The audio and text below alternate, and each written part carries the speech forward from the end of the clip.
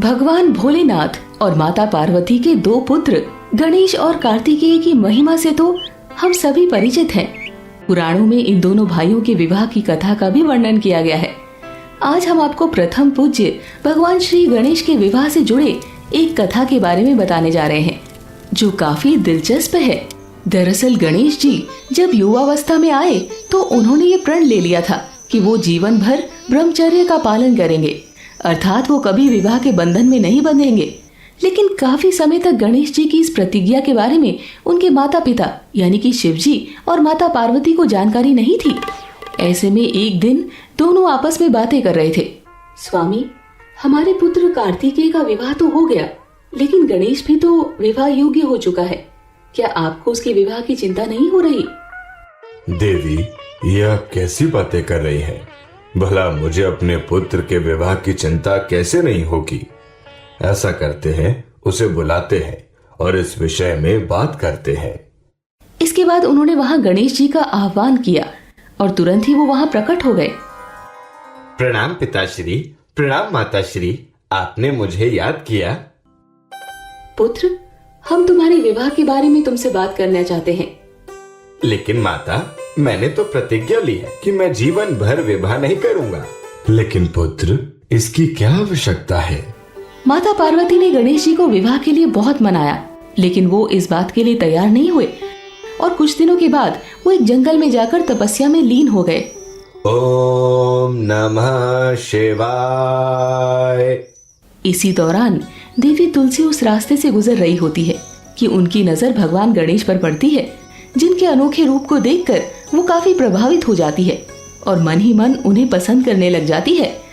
लेकिन गणेश जी तो ध्यान में लीन थे। ऐसे में देवी तुलसी उनकी तपस्या भंग करने लगती है। थोड़ी देर में गणेश जी का ध्यान टूट जाता है, जिसकी वजह से उन्हें क्रोध आ जाता है। भगवान गणेश कहते हैं, देवी, आप कौन हैं? आपकी वजह से मेरा ध्यान भंग हुआ है। क्या आपको इस बात का भय नहीं कि मैं आपको श्राप दे सकता हूँ? मुझे क्षमा करें देव, मैं धर्मध्वज की पुत्री तुलसी हूँ। इधर से गुजर रही थी, लेकिन आपके इस अद्भुत रूप को देखकर मैं काफी प्रभावित हो गई और आपके ध्यान को भंग किए बिना नहीं रह पाई। दरअसल मैं अपने विवाह के लिए योग्य वर की तलाश कर रही हूँ, लेकिन आपको देखने के बाद ऐसा लगता है कि मेरी तलाश पूरी हुई। अर्थात आप कहना क्या चाहती हैं? मैं आपसे विवाह करना चाहती हूँ। नहीं देवी, आप अपने मन से इस ख्याल को निकाल दीजिए। मैं आपसे विवाह नहीं कर सकता। लेकिन क्यों? क्या मैं इसकी वजह जान सकती हूँ? क्योंकि मैंने विवाह नहीं करने की प्रतिज्ञा ली है, इसलिए कृपया करके आप यहाँ से चले जाएं। भगवान गणेश ने देवी तुलसी के विवाह के प्रस्ताव को ठुकरा दिया, जिसकी वजह से देवी तुलसी को काफी क्रोध आ गया और उन्होंने गणेश जी को श्राप दे दिया।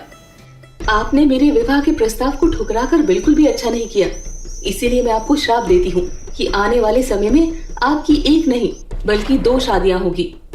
आपको 2 पत्नी के साथ अपना जीवन यापन करना होगा। इसके बाद वहां से देवी तुलसी चली जाती है। धीरे धीरे समय बीतने लगता है और अब गणेश जी का भी मन विवाह करने का होने लगता है, लेकिन उनके विचित्र रूप की वजह से कोई अपनी पुत्री का विवाह उनसे नहीं करना चाहता था। ऐसे में गणेश जी काफी परेशान रहने लगे और काफी वक्त बीत जाने पर अब उन्हें क्रोध आने लगा था। ऐसे में उन्होंने अपने वाहन मूषक के साथ एक योजना बनाई। मूषक जी, मैं चाहता हूँ कि आज के बाद देवलोक में किसी भी देवी देवता का विवाह ना हो पाए जब तक कि मेरा विवाह ना हो जाए। लेकिन इसके लिए मुझे क्या करना होगा प्रभु?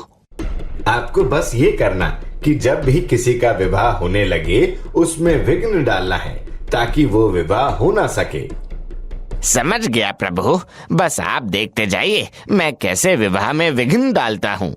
और अब जब भी किसी देवी या देवता का विवाह होने लगता, मूषक जाकर उसमें विघ्न डाल देते। कभी किसी के मंडप को तोड़ देते तो कभी कुछ और। ऐसे में सभी देवगण काफी परेशान हो गए और सब मिलकर भगवान शिव और माता पार्वती के पास गए। हे प्रभु, हमारी समस्या का समाधान कीजिए प्रभु। क्या बात है, आप सभी किस बात को लेकर इतने परेशान और चिंतित हैं? प्रभु, गणेश जी किसी का विवाह नहीं होने दे रहे हैं। जब भी किसी का विवाह होने लगता है वो अपने वाहन मूषक को भेजकर सब तहस नहस कर देते हैं। अब आप ही कुछ कीजिए प्रभु। इस समस्या के समाधान के लिए आप सबको ब्रह्मा जी के पास जाना चाहिए। वे ही आप सबको इस समस्या से निकाल सकते हैं। शिव जी की आज्ञा मानकर सभी देवी देवता ब्रह्मा जी के पास गए और अपनी परेशानी के बारे में बताया।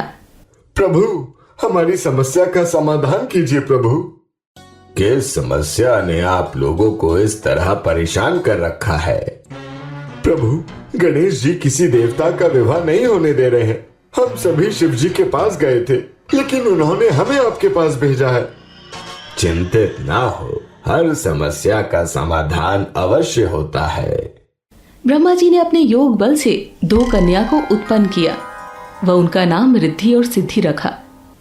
मैंने जिस उद्देश्य से तुम दोनों को उत्पन्न किया है, सदैव उसका स्मरण रखना। इस बात का खास ध्यान रखना कि किसी के भी विवाह में गणेश जी विघ्न ना उत्पन्न कर पाए। जी ब्रह्मदेव, हम दोनों सदैव इस बात का स्मरण रखेंगे। इसके बाद रिद्धि सिद्धि को लेकर ब्रह्मदेव भगवान गणेश जी के पास गए। प्रणाम ब्रह्मदेव, आपका यहाँ आना कैसे हुआ? हे प्रथम पूज्य, ये मेरी 2 पुत्रियां हैं, रिद्धि और सिद्धि। मैं चाहता हूँ कि आप इन दोनों को शिक्षा प्रदान करें। अवश्य, मैं आपकी बात कैसे टाल सकता हूँ? इसे अपना कर्तव्य समझकर मैं अवश्य ऐसा ही करूँगा। इसके बाद गणेश जी रिद्धि सिद्धि को शिक्षा देने लग जाते हैं। एक दिन मूषक जी दौड़ते हुए आते हैं और गणेश जी से कहते हैं, प्रभु प्रभु, आज फिर स्वर्गलोक में किसी के विवाह की तैयारी जोरों शोरों से चल रही है। मुझे आज्ञा दे प्रभु कि मुझे क्या करना है। मूषक जी को वहां आकर बोलते हुए देखकर रिद्धि सिद्धि गणेश जी का ध्यान भटकाने के लिए कुछ प्रश्न करने लग जाती है। प्रभु, धर्म और कर्म के विषय में जो आपने बताया था, मैं चाहती हूँ कि आप उसे विस्तार से मुझे समझाएं। अवश्य। गणेश जी रिद्धि सिद्धि को शिक्षा देने में इतने व्यस्त रहते हैं कि वो मूषक जी की बातों को सुन ही नहीं पाते।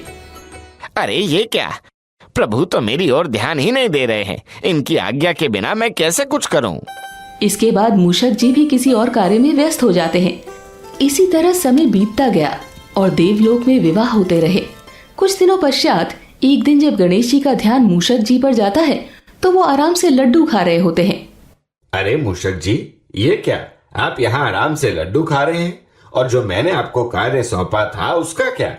प्रभु, वही बताने के लिए तो मैं आपके पास आया था, लेकिन आप तो इतने व्यस्त रहते हैं कि मेरी बातें सुनते ही नहीं। मैं भला आपकी आज्ञा के बिना कैसे कुछ कर सकता हूँ प्रभु? हाँ, लेकिन ऐसा कैसे? प्रभु, जब कभी भी मैं आपके पास किसी विवाह की सूचना देने जाता तो रिद्धि सिद्धि आपका ध्यान भटका देती, जिससे आप मेरी ओर ध्यान ही नहीं देते थे। ऐसे में बिना किसी विघ्न के देवी देवताओं के विवाह संपन्न होते रहे। गणेश जी ने जब गौर फरमाया तो उन्हें भी रिद्धि सिद्धि की चालाकी का आभास हो गया। ऐसे में वो काफी क्रोधित हो गए। उधर जब रिद्धि सिद्धि को गणेश जी के क्रोध के बारे में जानकारी हुई तो वो ब्रह्मा जी के पास गई। प्रभु, हमारी रक्षा कीजिए। गणेश जी को हमारे बारे में सारी जानकारी हो गई है, अतः वो काफी क्रोधित है। तुम दोनों चिंता मत करो, इस परेशानी का हल मेरे पास है।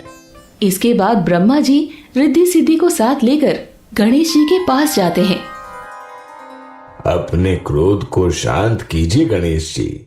मैं आपके पास अपनी दोनों पुत्रियों रिद्धि और सिद्धि के विवाह का प्रस्ताव लेकर आया हूँ। कृपया करके इसे स्वीकार करें। तब ब्रह्मा जी के इस प्रस्ताव को भगवान गणेश ने स्वीकार कर लिया, जिसके बाद रिद्धि और सिद्धि के साथ उनका विवाह संपन्न हुआ। इस तरह देवी तुलसी का दिया हुआ श्राप सच साबित हो गया। विवाह के बाद दोनों पत्नियों से गणेश जी के 2 पुत्र शुभ और लाभ हुए और एक पुत्री देवी संतोषी का भी जन्म हुआ। दोस्तों, आपको ये कहानी कैसी लगी? कमेंट करके जरूर बताएं। ऐसी और कहानी सुनने के लिए इसे लाइक और शेयर जरूर करें। धन्यवाद।